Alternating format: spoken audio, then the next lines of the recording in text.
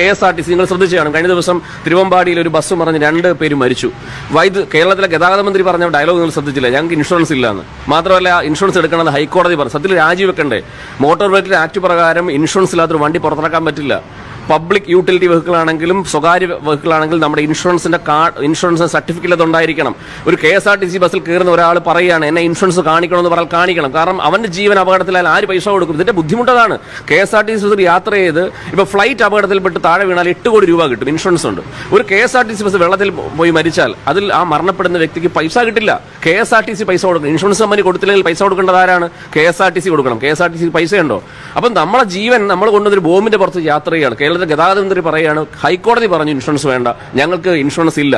സത്യത്തിൽ ഈ നാട്ടിൽ നമ്മളൊക്കെ കാറിൽ പോകുമ്പോൾ നമ്മളെ തടഞ്ഞു നിർത്തി ഇൻഷുറൻസും പുകയും മറ്റേതും മറിച്ചേതും ടെസ്റ്റ് ചെയ്യുന്ന മോട്ടോർ വെഹിക്കിൾ ഇൻസ്പെക്ടർമാരൊക്കെ എന്ത് ചെയ്യണം? ഇവർക്ക് എന്താണ് പണി? ഈ സംവിധാനം തടഞ്ഞു നിർത്തി ഒരാളെ ടെസ്റ്റ് ചെയ്യുന്ന ഇവർക്ക് ഗട്സ് ഉണ്ടോ? അപ്പൊ ഇതെല്ലാം യുവമാർ മുഴുവൻ വേട്ടയാടുന്നത് കൂലിവേലയ്ക്ക് പോകുന്ന, പ്രതിഷേധിക്കാൻ സൗകര്യമില്ലാത്ത, സംഘടനാ ബലമില്ലാത്ത ഈ നാട്ടുകാരെയും പാവപ്പെട്ടവരെയും മാത്രമാണ്.